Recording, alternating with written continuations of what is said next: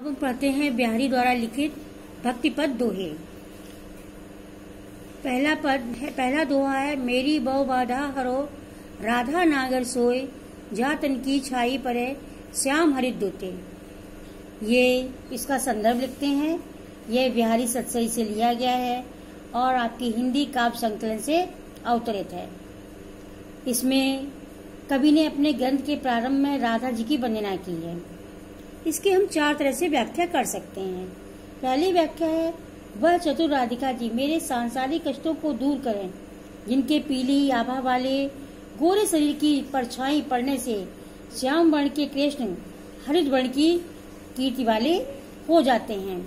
दूसरा है, वे चतुर राधिका जी मेरे सांसारिक कष्टों को दूर करें, जिनके शरीर की झलक पड़ने से भगवान श्री कृष्ण की प्रसन्न मुख हरित क्रांति यानी प्रसन्न मुख हो जाते हैं। तीसरी है, वे चतुर राधिका जी आप मेरे सांसारिक कष्टों को दूर करें, जिनके ज्ञान में शरीर की झलक मात्र से मन की श्यामलता यानी पाप ज्ञान में मन गौर नष्ट हो जाते हैं। चौथी है, वह चतुर राधिका जी मेरी सांसारिक बाधाओं को दूर करें, जिनके गौर वर्ण शरीर की चमक पड़ने से श्री कृष्ण की फीकी क्रांति हो जाती है। यहाँ काव्य सौंदर्य है। नील और पीत वर्ण का मिलकर हरा रंग हो जाता है। यहाँ बिहारी की चित्रकला का ज्ञान प्रकट होता है। भाषा है ब्रज, शैली है मुक्तक, रस श्रृंगार और भक्ति, छंद दोहा, अलंकार है यहाँ पर श्लेष और अनुप्रास, गुण है माधुर्य और प्रसाद। बिहारी जी ने अपने दोहों में अपने रंगों का भी परिचय दिया है। जैसे उन्होंने कहा, अधरत धरत हरि के परत, ओठ दीठ पट जोत, हरित बांस की बांसुरी, इंद्रधनुष रंग होत। अब अगला है, मोर मुकुट की चंद्र करणियों, राजत नंदन नंदने, मनुष्य शेखर की अकस की, शेखर सत चंद। यहाँ पर श्री कृष्ण के सिर पर लगे हुए मोर मुकुट की चंद्रिकाओं का सुंदर चित्रण किया गया है। कवि कहता है कि भगवान श्री कृष्ण के सिर पर मोर पंखों का मुकुट शोभा दे रहा है। उन मोर पंखों के बीच में बनी हुई सुनहरी चंद्राकार चंद्रिकाएं देखकर ऐसा लगता है मानो भगवान श्री कृष्ण मानो शंकर से स्पर्धा यानी प्रतिद्वंदिता करने के लिए सैकड़ों चंद्रमा सिर पर धारण कर लिए गए। काव्यगत सौंदर्य है कि मोर मुकुट की चंद्रिकाओं की तुलना भगवान शंकर के सिर पर विराजमान चंद्रमा से करके कवि ने अपनी अद्भुत काव्य कल्पना का परिचय दिया है। भाषा है ब्रज, शैली है मुक्तक, छंद है दोहा, रस श्रृंगार, अलंकार है अनुप्रास और गुण है माधुर्य। अगला है, सोहत ओढ़े पीठ पटु श्याम सलोने गात, मानो नीलमणि शैल पर आतप पर्यो प्रभात। यहाँ पर श्री कृष्ण पीला वस्त्र ओढ़े हुए उनकी सुंदरता का वर्णन किया है। श्री कृष्ण का श्याम शरीर अत्यंत सुंदर है। वे अपने शरीर पर पीले वस्त्र पहने हुए इस प्रकार शोभा पा रहे हैं मानो नीलमणि के पर्वत पर प्रातः काल की पीली पीली धूप पड़ रही हो। यहाँ श्री कृष्ण के श्यामल वर्ण के उज्ज्वल मुख में नीलमणि शैल की और उनके पीले वस्त्रों में प्रातःकालीन धूप की संभावना की गई है। काव्यगत सौंदर्य है, श्री कृष्ण के शरीर पर पीले वस्त्रों के सौंदर्य का अद्भुत वर्णन किया गया है। भाषा है ब्रज, शैली है मुक्तक, रस श्रृंगार, छंद है दोहा, अलंकार है अनुप्रास और उत्प्रेक्षा। अगला है कि अधर धरत हरि के परत, ओठ दीठ पट जोत, हरित बांस की बांसुरी, इंद्रधनुष रंग होत। यहाँ पर बिहारी जी कहते हैं कि श्री कृष्ण की बांसुरी की इंद्रधनुषी रूप का वर्णन किया गया है। श्री कृष्ण अपने वर्ण रक्त वर्ण के ओंठों पर हरे रंग की बांसुरी रखकर बजा रहे हैं। उस समय उनकी दृष्टि के श्वेत वर्ण, वस्त्र के पीत वर्ण और शरीर की श्यामल वर्ण की कांति रक्त वर्ण के ओंठों पर रखी हुई हरे रंग की बांसुरी पर पड़ने से बांसुरी इंद्रधनुष के समान बहुरंगी शोभा वाली हो गई है। काव्यगत सौंदर्य है, बिहारी के रंगों का संयोजन। भाषा है ब्रज, शैली है मुक्तक, रस श्रृंगार, छंद है दोहा। अलंकार दोहे में सर्वत्र अनुप्रास और यमक का प्रयोग किया गया है, कहीं कहीं उपमा का भी किया गया है। और गुण है माधुर्य।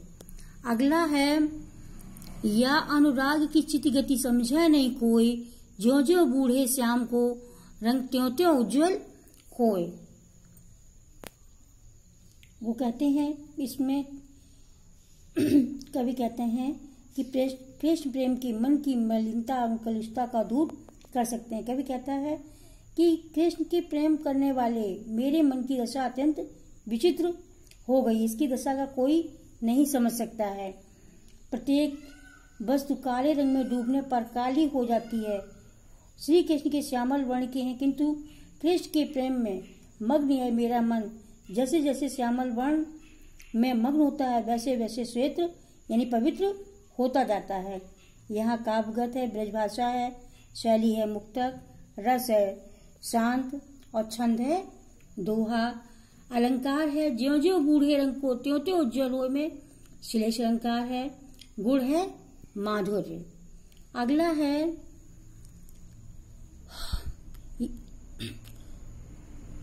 है तो लघु या मन सदन में हरि आवे के ही बाट, विकट जड़े जो लघु निपट, खुटई न कपट कपाट।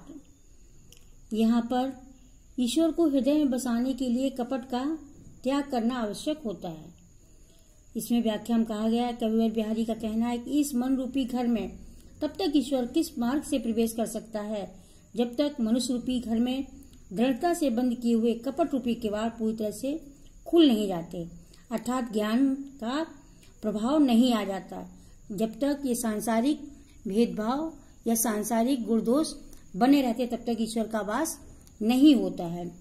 अर्थात हृदय से कपट निकाल देने पर ही हृदय में ईश्वर का प्रवेश और निवास हो सकता है। काव्य सौंदर्य है, ईश्वर की प्राप्ति निर्मल मन से ही संभव है। इस भक्ति की भावना को कवि ने यहाँ पर अभिव्यक्त किया है। भाषा है ब्रज, शैली है मुक्तक, रस है भक्ति, छंद है दोहा। अलंकार है मन सदन, कपट कपाट में रूपक और अनुप्रास। गुण है प्रसाद। जगत जनायो जेहि सकल, सो हरि जान्यो नाहि, ज्यों आँखें सब देखन, आँख न देखी जाए। यहाँ पर ईश्वर भक्ति करने की प्रेरणा दी है। कवि का कहना है कि जिस ईश्वर ने तुम्हें समस्त संसार का ज्ञान कराया, उसी ईश्वर को तुम नहीं जान पाए। जैसे आँखों से सब कुछ देखा जा सकता है, परंतु आँखें स्वयं अपने को नहीं देख सकती हैं। यानी जहाँ से है वही को भूल जाना। यहाँ पर काव्य सौंदर्य है, भाषा है ब्रज, शैली है मुक्तक, छंद है दोहा, रस है शांत, गुण है प्रसाद, अलंकार है अनुप्रास और दृष्टांत। जप माला छापा तिलक, सरय न एकौ काम, मन कांचे नाचे वठा, सांचे राचे राम। यहाँ पर कवि ने बाह्य आडंबरों को निरर्थक बताकर सच्ची भक्ति पर बल दिया है। कवि का कहना है कि जप करने वाले, माला फेरने वाले, चंदन का तिलक लगाने आदि बाह्य क्रियाओं से कोई काम पूरा नहीं होता है। इन बाह्य आचरणों से सच्ची भक्ति नहीं होती। जिनका मन ईश्वर की भक्ति करने से कतराता है, भक्ति करने में कच्चा है, तद वह व्यर्थ इधर उधर की क्रियाओं में मारा मारा फिरता है। ईश्वर तो केवल सच्चे मन की भक्ति से ही प्रसन्न होते हैं। कब ईश्वर की सच्ची भक्ति पर बल देता है।